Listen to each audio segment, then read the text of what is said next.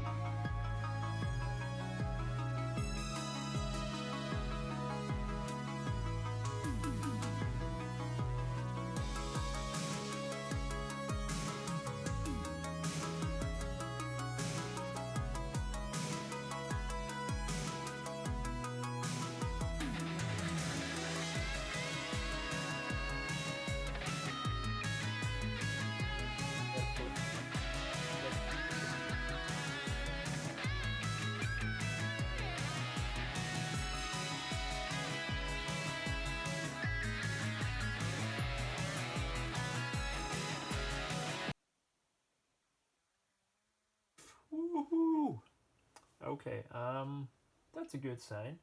I suppose it should work fine, but before I put this damn glass back on, I will in fact test if it actually charges and if the headphone jack works, because I don't want to go through the hassle of putting this all off and again. So yeah, shit, shouldn't have done that.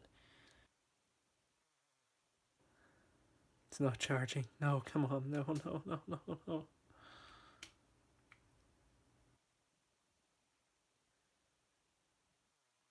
Oh, come on.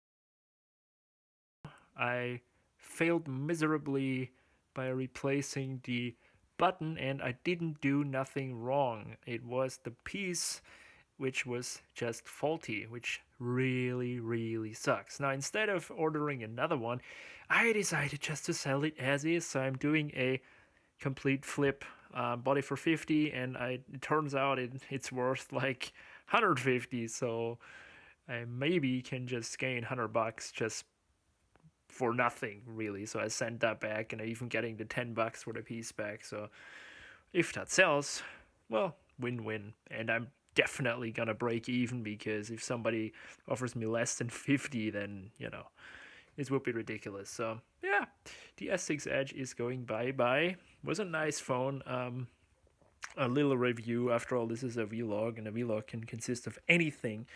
It's not even turned on, and I'm sorry, I'm not gonna turn it on now, or I'll do it. A little review of this phone. I found it for my needs too big. Not a big fan of big phones. And this is for me a pretty big phone. I compared this to a friend's Samsung Galaxy S7, I think, and it's the same size. And she said, "Oh, it's a normal size phone. What's the matter?" And I'm like, "No, it's way too big." So this was number one. But also, I didn't like the edge. Yep, it's actually the awesome feature of it that I don't like. I'm kind of not. I haven't gotten used to it.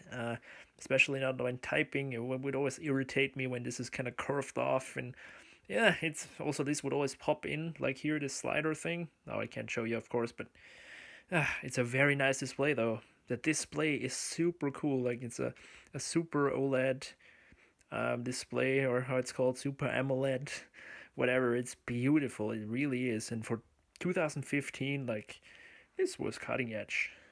Moving right along to iPhones, I got finally the AliExpress screen 45S from China, and it's so nicely wrapped. Like, this only cost me $780, so really not a lot. Crazy that the whole screen costs less than the little piece here for the headphone jack and the USB. So yeah, it's probably not the greatest of quality, but as you can see, we got here a display, and I will not unbox it yet because unfortunately tonight I don't have time to do this, but I'll probably do it tomorrow. There we go. Man, this packaging is really not bad.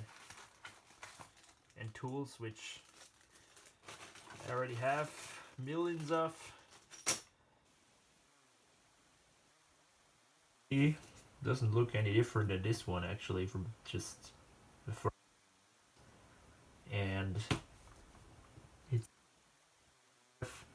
yep, no camera, so we need to transfer the camera and all that stuff, which I expected.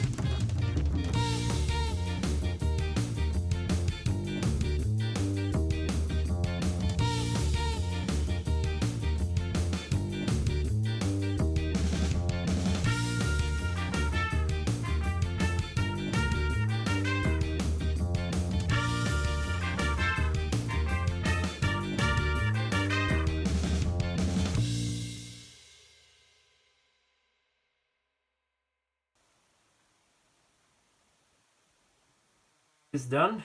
It's also dead. Touchscreen works, but it's the only good thing going for it. It's looking a little beat up.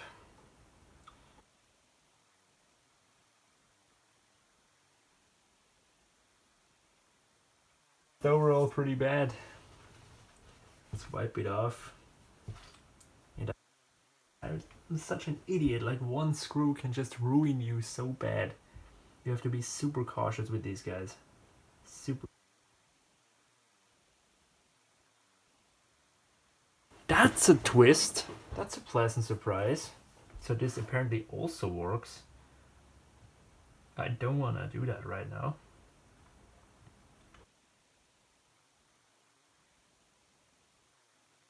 Accept. Continue.